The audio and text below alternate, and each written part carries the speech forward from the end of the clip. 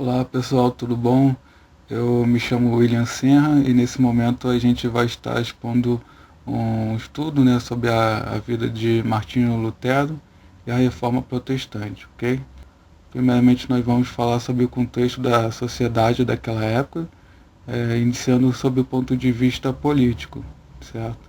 O local em que Martinho Lutero viveu fazia parte do Sacro Império Romano-Germânico, tá? O cargo de imperador romano sagrado era tradicionalmente eletivo, embora frequentemente controlado por dinastias. Os príncipes eleitores alemães, os nobres mais altos do império, geralmente elegiam um dos seus pares como o rei dos romanos, e mais tarde ele seria coroado como imperador pelo Papa. O império nunca alcançou a extensão da unificação política formada na França, evoluindo em vez disso para uma monarquia eletiva descentralizada e limitada, composta por centenas de subunidades como principados, ducados, condados, cidades imperiais livres e outros domínios. O poder do imperador era limitado e, apesar dos vários príncipes, senhores, bispos e cidades do império serem vassalos que deviam à obediência ao imperador, eles possuíam também uma extensão de privilégios que lhes conferiam independência de fato em seus territórios. Os imperadores contemporâneos a Lutero foram Frederico III, Maximiliano I e Carlos V, todos da casa dinástica dos Habsburgo. Um importante fato que trouxe consequências à geopolítica na região foi a queda de Constantinopla, que era a capital do Império Bizantino, em 29 de maio de 1453, pelos turcos otomanos. Esse episódio ficou marcado como o fim do Império Romano do Oriente. O do Ocidente havia terminado já há 977 anos, E entre os historiadores, tornou-se o divisor entre a Idade Média e a Moderna. Com a conquista desse importante território pelos muçulmanos, ficava em aberto o avanço por eles pelas demais regiões da Europa continental, preocupando assim os seus governantes. Observa-se o crescimento de poder e influência da burguesia, que eram comerciantes e prestadores de serviços, quanto às outras classes da sociedade, como a nobreza, o clero e os camponeses, além do enfraquecimento do poder feudal e o fortalecimento da ideia de Estado-nação, por monarquias absolutistas, como Portugal, Espanha e França. Carlos V fica ao lado do Papa Leão X e declara Martinho Lutero um fora da lei, na Dieta de Worms, em 1521. O monarca havia chegado a um acordo com o Papa Paulo III para a organização do Concílio de Trento, em 1545. A recusa da Liga de Esmalcalda, que era luterana, em reconhecer a validade do concílio, levou a uma guerra vencida por Carlos V, com a prisão dos príncipes protestantes. No entanto, Henrique II da França ofereceu novo apoio à causa luterana e fortaleceu uma estreita aliança com o sultão Solimão, o Magnífico, o governante do Império Otomano desde 1520. Por fim, Carlos V concedeu a paz de Augsburgo em 1555 e abandonou seu projeto multinacional com uma série de abdicações em 1556, que dividiu seus domínios entre seus familiares. Agora a gente vai ver o contexto daquela época sob o ponto de vista econômico. Podemos observar um maior desenvolvimento urbano e crescimento de poder da burguesia, que eram comerciantes e prestadores de serviços, frente às outras classes sociais. O enfraquecimento comercial das cidades italianas, principalmente no caso Gênova e Veneza, por causa da queda de Constantinopla, conquistada pelos turcos otomanos em 1453. O investimento por parte de Portugal e Espanha para encontrarem novas rotas marítimas a fim de chegarem até as Índias e realizarem trocas comerciais sem atravessadores, consequentemente foram descobertas por esses estados novas terras como a América em 1492, o que fez aumentar a quantidade de recursos e riquezas ao mercado europeu, em especial os países ibéricos, né? O desenvolvimento do sistema bancário, notadamente na França no século XVI, e depois na Alemanha, Polônia, Holanda e Inglaterra, também contribuiu para o crescimento do comércio na Europa, pois permitia que os mercadores pudessem comprar e vender a crédito. A maior circulação de dinheiro, o crescimento do comércio e o aparecimento de cidades autogovernadas resultaram na decadência do feudalismo na Europa Ocidental. Verifica-se nesse período, entre os séculos XV ao XVIII, o desenvolvimento de políticas econômicas adotadas pelos estados modernos, com o nome de mercantilismo, no qual tinha como principais características a acumulação de metais preciosos, desenvolvimento manufatureiro, política de limitação de gastos internos, balança comercial favorável e etc. Por fim, podemos citar o avanço tecnológico e invenções de instrumentos como na área marítima e a imprensa por volta de 1430 pelo alemão Johannes Gutenberg. Agora vamos observar o contexto da época sob o ponto de vista religioso, né? A Igreja Romana era o grupo cristão mais poderoso e preponderante na Europa Ocidental. No período em que Lutero viveu, percebe-se ainda a influência do pensamento e forma de realizar a teologia amparados pelo escolasticismo, né? Que ele foi bastante difundido ali entre o século IX ao XVI. Ele tinha a característica de possuir influências da filosofia aristotélica e utilizar o método dialético, no qual teve como um dos maiores representantes Tomás de Aquino, que viveu entre 1225 a 1274. O monge dominicano Johann Tetzel, representante do Papa Leão X, no qual teve o seu papado entre 1513 a 1521, estava vendendo indulgências para levantar dinheiro para a construção da Catedral de São Pedro, em Roma. As indulgências eram cartas de absolvição que garantiam o perdão dos pecados. Tetzel afirmava: "Não vale a pena atormentar-te.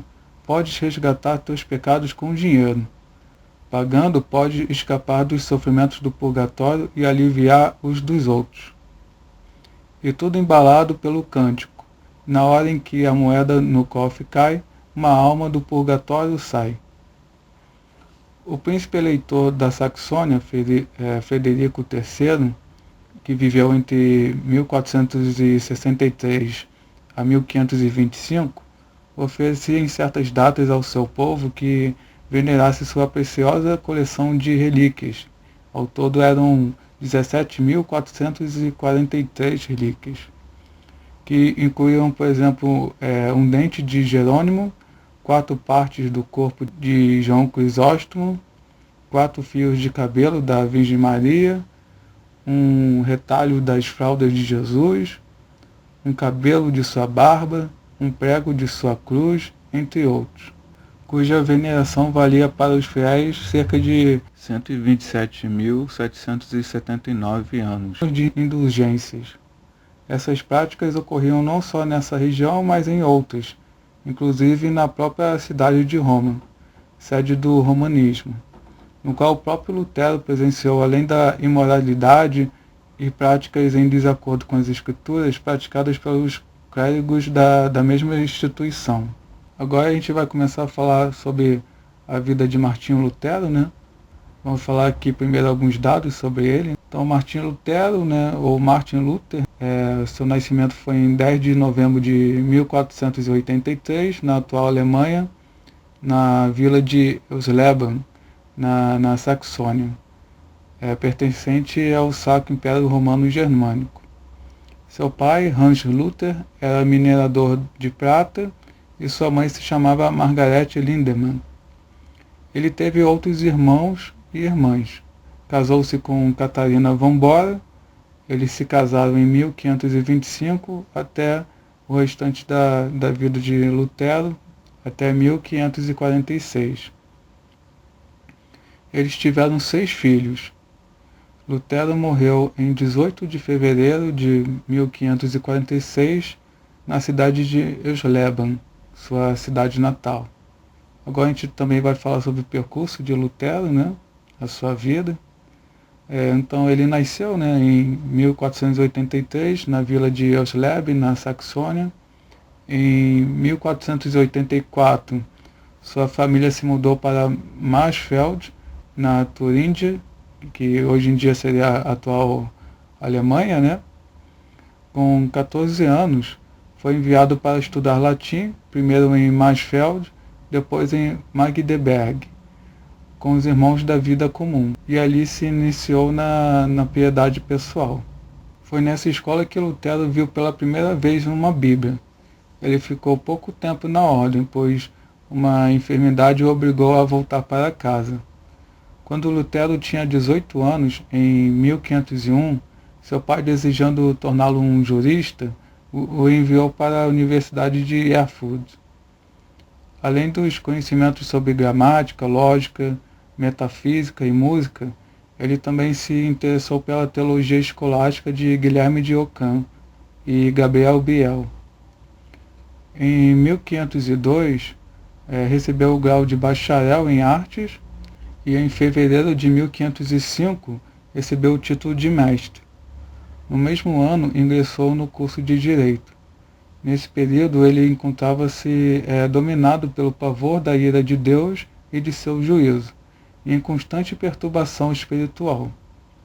O fato decisivo que o levou a ingressar na manhã de 17 de julho de 1505, no convento dos eremitas agostinianos, foi uma tempestade violenta que desabou perto dele, quando ia de casa para a universidade. Tinha então 22 anos. Em 1507, ele foi ordenado na Catedral de Santa Maria. Em 1508, Johann von Staupitz, o superior da ordem agostiniana na Alemanha, conduz e incentiva Lutero a uma carreira de pregador e tornar-se doutor em teologia. Ele viajou para Roma em peregrinação, mas isso não lhe serviu de alento. Depois de conseguir graduação em Bíblia, em 1508, Lutero obteve o grau de doutor em teologia em 1512. No inverno de 1512, Lutero começou a se preparar para fazer uma série de preleções nas escrituras na Faculdade de Teologia da Universidade de Wittenberg. Nos anos seguintes, ele fez preleções nos livros dos Salmos, Romanos, Gálatas e Hebreus. Nesse tempo, Lutero abandonou o método de interpretação alegórico e os comentários dos teólogos escolásticos e passou a enfatizar o método histórico-gramatical de interpretação, apoiando-se nos comentários de Agostinho. Através dos estudos das Escrituras, Lutero chegou à conclusão que as suas práticas religiosas ou obras não eram suficientes para aplacar a ira de Deus e sua condenação, mas que recebemos remissão do pecado e nos tornamos justos diante de Deus pela graça, por causa de Cristo, mediante a fé, quando cremos que Cristo padeceu por nós e que por sua causa os pecados nos são perdoados e nos são dadas justiça e vida eterna. Mas ao mesmo tempo, o monge dominicano John Tetzel estava vendendo indulgências com a promessa de perdão dos pecados. Para Lutero, isso era uma perversão do Evangelho. Em 31 de outubro de 1517, Lutero afixou na porta da igreja do castelo de Wittenberg as suas 95 teses, propondo um debate para esclarecimento do valor das indulgências. Esse acontecimento tornou-se o marco do início da Reforma Protestante. Com a ajuda da imprensa, esse documento foi traduzido e disseminado por toda a Europa. Em 1518, Lutero recebeu o apoio de Frederico, príncipe eleitor da Saxônia. Nesse ano participou de um debate em Heidelberg, quando distinguiu entre a fé evangélica e as corrupções medievais em termos de teologia da cruz e teologia da glória. Lutero, nos anos seguintes, escreveu obras importantes como A Nobreza Cristã da Nação Alemã, contra a hierarquia romana, do cativeiro babilônico da Igreja, contra o sistema sacramental de Roma e sobre a liberdade cristã. No início de 1521, Lutero foi convocado a Worms perante o imperador Carlos V e os príncipes da Alemanha para prestar contas de seu ensino. Ao ser instado a retratar-se dos seus ensinos, Lutero se negou. Em 18 de maio de 1521, ele foi excomungado e considerado fora da lei. Frederico, temendo pela vida de Lutero, realizou um sequestro simulado durante a sua viagem de retorno, escondendo-o no castelo de Warburg, nas proximidades de Eisenach. Sua principal realização nesse período foi a tradução do Novo Testamento grego para o alemão fluente. Em junho de 1525, Lutero casou-se com Catarina von Bora, uma jovem freira cisterciense que abandonara um convento. Juntos eles tiveram 6 filhos e criaram 4 órfãos. Em 1529, os príncipes luteranos reuniram-se em torno de uma resolução que impedia a introdução da reforma em seus territórios, mas exigia a liberdade de culto romano nos territórios conquistados pela reforma. A recusa solene dos príncipes de fé evangélica, como se chamavam, de concordar com essa imposição fez com que eles passassem a ficar conhecidos como protestantes. Os últimos anos de vida de Lutero não foram tão dramáticos como os anos de 1517 e 1525. Muitos livros e sermões continuaram sendo produzidos. De todos os livros, o favorito do próprio Lutero era o Catecismo Menor, de 1529. Lutero faleceu aos 62 anos de idade em 18 de fevereiro de 1546, em sua cidade natal, Sleben. Agora a gente vai ver algumas questões e pensamentos de Lutero, ok? Primeiro vamos ver a questão sobre a teologia da glória e teologia da cruz. No debate de Heidelberg, em 26 de abril de 1518, 6 meses após o episódio das 95 teses, Lutero distinguiu entre a fé evangélica e as corrupções medievais em termos de teologia da cruz e teologia da glória. A igreja medieval seguia a escada da glória, querendo um encontro direto com Deus. A teologia da glória entende que se conhece a Deus imediatamente, por seu poder, sabedoria e glória. Mas sem a cruz, por causa do pecado, o homem distorce e perverte aquilo que há de melhor na criação, conforme está escrito em Romanos 1, do versículo 18 ao 32. A teologia da glória tenta chegar a Deus através de 3 escadas: especulação, ou seja, a filosofia se torna norma para conhecer a Deus; boas obras, que seriam meritórias, degeneradas em ilegalismo; e misticismo, no qual Deus se revela em intervenções dramáticas, visões, milagres, curas. Também supõe que a vida cristã é constante vitória espiritual. Já a teologia da cruz conhece a Deus no lugar onde ele se revelou, na cruz, considerados fraqueza e loucura, mas para nós, que somos salvos, poder de Deus, conforme está escrito em 1 Coríntios, capítulo 1, do versículo 18. Deus é conhecido não na força, mas na fraqueza, não numa demonstração de poder, mas na exibição da graça que sofre na cruz, a fim de redimir o homem do pecado e da morte. A teologia da glória conduz à justiça pelas obras e realizações pessoais, enquanto que a teologia da cruz repudia as realizações do homem e afirma que Deus faz tudo para efetivar e preservar a salvação. Agora uma outra questão que nós vamos ver seria a questão de autoridade, né? Para Lutero, somente a Escritura é fonte autorizada de teologia e da vida e ensino da Igreja. A Escritura é a palavra de Deus, sendo tão verdadeira e dotado de autoridade quanto o próprio Deus. Portanto, considera como única regra de fé e prática. Sobre a autoridade da tradição da Igreja ao magistério, Lutero diz em sua defesa na Dieta de Worms, em 1521, perante um imperador do Sacro Império, príncipes da Alemanha e representantes clericais, é o seguinte: não creio nem na infalibilidade do Papa, nem na dos concílios, porque é manifesto que frequentemente se tem equivocado e contradito. Fui vencido pelos argumentos bíblicos, que acabo de citar, e a minha consciência está cativa à palavra de Deus. A Igreja Católica Romana considera como sua autoridade 3 fontes: as Sagradas Escrituras, a Sagrada Tradição e o Sagrado Magistério. Bem, agora a gente vai ver uma outra questão, né, que seria sobre a justificação do homem, né? O ensino da Igreja Romana acerca da justificação do homem perante Deus seria através da união de fé com as obras. No Concílio de Trento, que ocorreu entre 1545 a 1563, que foi realizado como resposta ao movimento reformador, diz o seguinte: se alguém disser que os homens são justificados ou só pela imputação da justiça de Cristo, ou só pela remissão dos pecados, excluídas a graça e a caridade que o Espírito Santo infunde em seus corações e neles inerem, ou também que a graça pelo qual somos justificados é somente um favor de Deus, seja excomungado.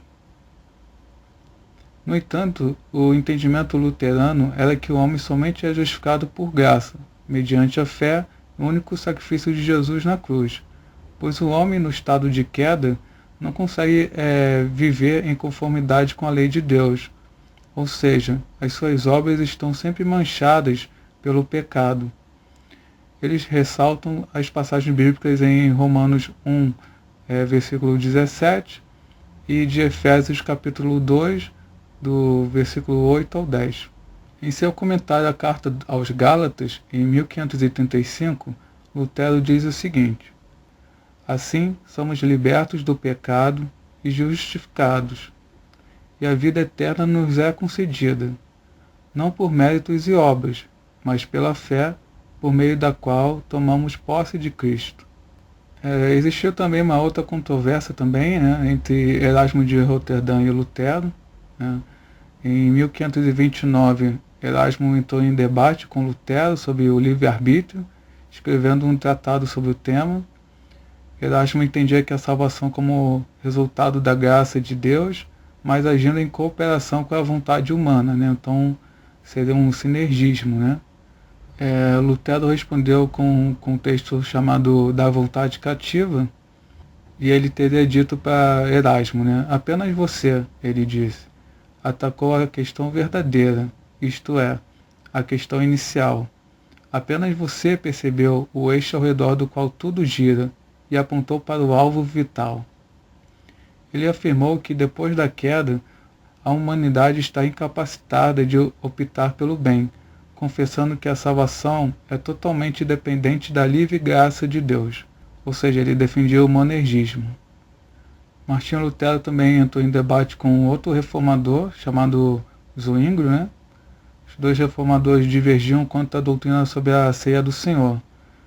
Lutero acreditava que o corpo de Cristo estava presente sob os elementos visíveis do pão e do vinho, ou seja, no caso seria a união sacramental, enquanto que Zwinglio tinha uma interpretação mais simbólica acerca da expressão "isto é o meu corpo".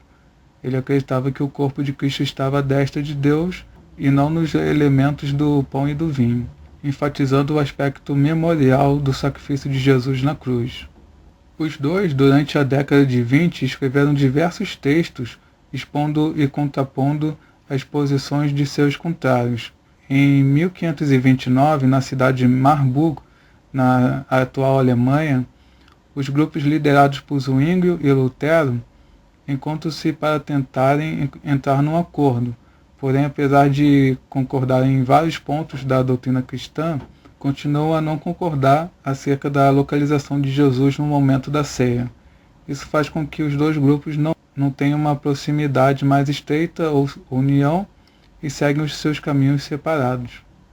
Uma última questão que nós vamos ver seria as controvérsias que Martinho teve com relação aos camponeses e os judeus. As doutrinas luteranas plagadas no Sacro Império desencadearam grande agitação, principalmente a ideia de confiscar os bens da igreja. A pequena nobreza, ou seja, os cavaleiros no sul e posteriormente os camponeses na região renana, revoltaram-se e pilharam bens da igreja, sendo impiedosamente reprimidos pelos príncipes e outros grandes senhores feudais, prestigiados por Lutero. Em 1525, escrevia contra as hordas homicidas e saqueadoras dos camponeses. Ele disse o seguinte: eu não tinha o direito, em meu escrito precedente, no qual ele está se referindo ao texto chamado Exortação Pacífica, de julgar os camponeses, ainda que se declarassem prontos a se deixar instruir. O Cristo, aliás, proibiu julgar, mas antes tivesse tido tempo de mudar de opinião. Eles levaram adiante seus desígnios e se puseram a usar de violência, esquecendo sua promessa. Saquearam e atacaram como cães furiosos. O príncipe ou o senhor deve pensar que é o ministro de Deus e o servidor de sua cólera. A espada deve se abater sobre os patifes. Não punir ou castigar, não exercer sua função, é pecar contra Deus. Outra questão que ocorreu foi com os judeus, em que a princípio Lutero era condescendente com eles por acreditar que iriam se converter a Cristo e aderir às suas ideias, porém posteriormente, através de suas atitudes e declarações acerca de Jesus, Lutero passou a opor-se a eles. Em 1543, escreve o texto sobre os judeus e as suas mentiras, no qual tece uma série de críticas e apoio à perseguição deles pelos alemães. Alguns estudiosos entendem esse ocorrido como antissemitismo racial do reformador, enquanto que outros interpretam como uma reação ligada à religiosidade. Bem, agora a gente terminou esse estudo sobre a vida de Martinho Lutero e também sobre o movimento protestante. E agora, para terminar, nós vamos tocar um hino composto por Martinho Lutero chamado Castelo Forte. Ok? Então, tudo de bom para vocês, Deus nos abençoe e até a próxima. Tchau!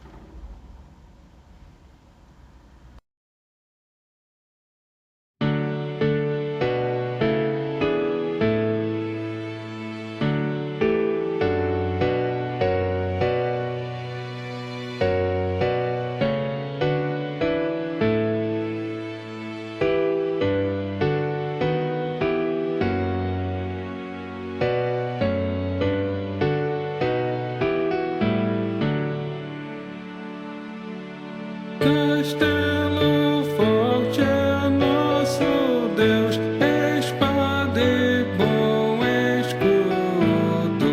Com seu poder defende os seus em todo transagudo.